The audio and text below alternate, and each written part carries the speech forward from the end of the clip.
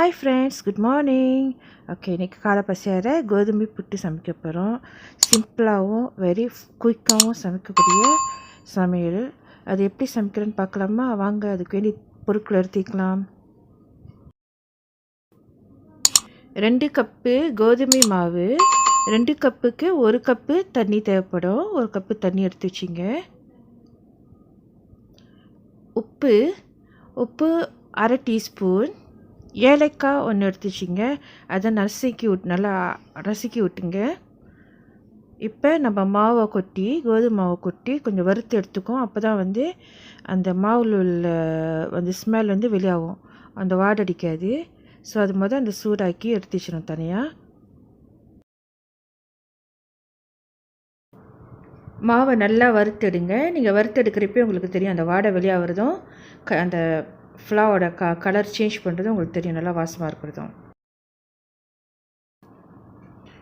மாவு ஆறட்டும். இப்போ நம்ம ஹீட் பண்ணிட்டோம்ல, சூடாக்கிட்டோம். இப்போ ஆறட்டும். ஆறின பிற்பாடு உப்பு, ஏலக்காய் இந்த மாவோடு போட்டு கலந்து நல்லா மிக்ஸ் பண்ணி விட்டுருவோம். நல்லா மிக்ஸ் பண்ண பிற்பாடு நம்ம தண்ணி சேர்க்கலாம். சூடோட தண்ணி சேர்க்கக்கூடாது. ஸோ மிக்ஸ் பண்ண பிற்பாடு அதுக்கப்புறம் நம்ம தண்ணி கொஞ்சம் கொஞ்சமாக ஊற்றுவோம்.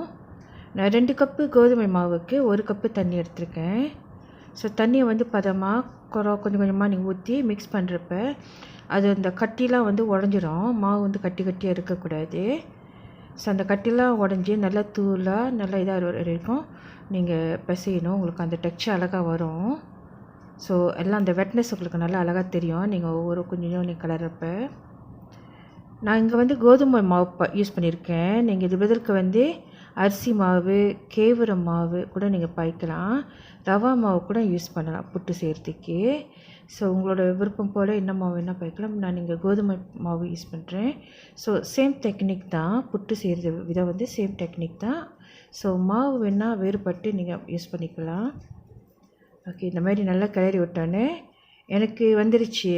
இந்த நல்லா அந்த தூளாக கொட்டுது. அந்த மாவோட அந்த தூசி மாதிரி ஒன்று. தண்ணியும் எனக்கு கரெக்டாக வந்திருக்கு. அந்த 2 கப்பு மாவுக்கு 1 கால் தண்ணி இப்போ யூஸ் பண்ணலை, 1 கப்பு தண்ணி யூஸ் பண்ணேன். அதுவும் கரெக்டாக வந்திருக்கு. ஸோ எல்லாம் நல்லா அழகாக எனக்கு ஃபார்ம் ஆயிடுச்சு.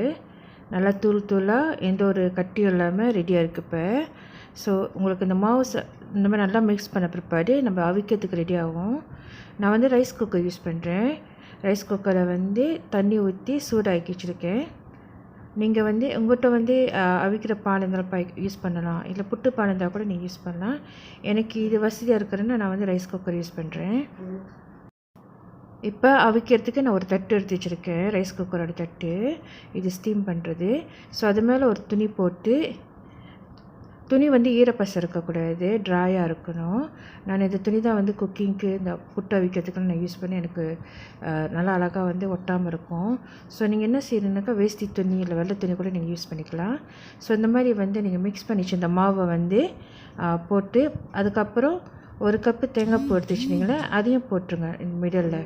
மிடலில் இந்த மாதிரி போட்டுட்டு அது மேலே நீங்கள் மாவை ஊற்றி விடுங்க. அப்போ என்ன செய்யணுனாக்கா அந்த தேங்காய் பூவோட உள்ள அந்த ஜூஸ் இருக்குல்ல, அந்த தேங்காய் இது.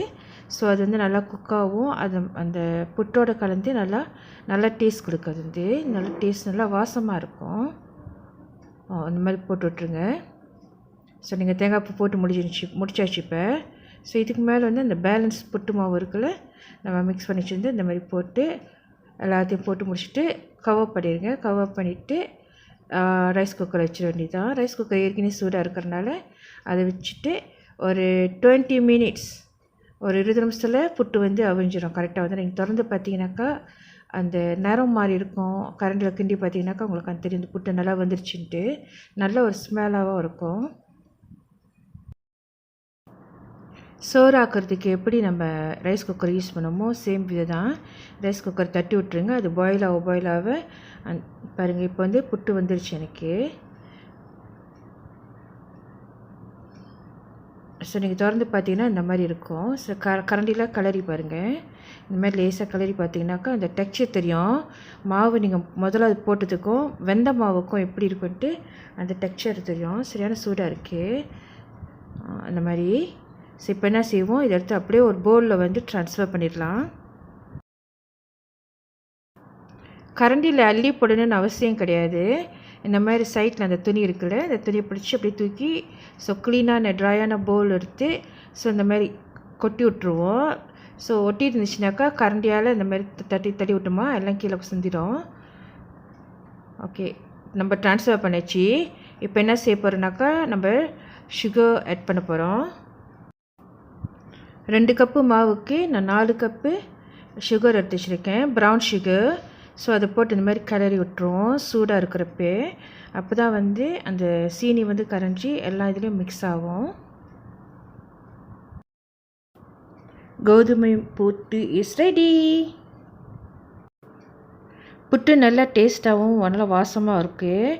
நம்ம மாவை வந்து வறுத்தெடுத்தனால அந்த மாவோட ஸ்மெல் பிரித்து, அதுக்கப்புறம் ஏலக்காய் கலந்ததுனால ஏலக்காய் அந்த வாசம் இருக்குது. நல்லா கலரும் நல்லா ஒரு லைட்டாக ப்ரௌனிஷாக இருக்குது. ரொம்ப டேஸ்ட்டாக ருசியாக இருக்குது.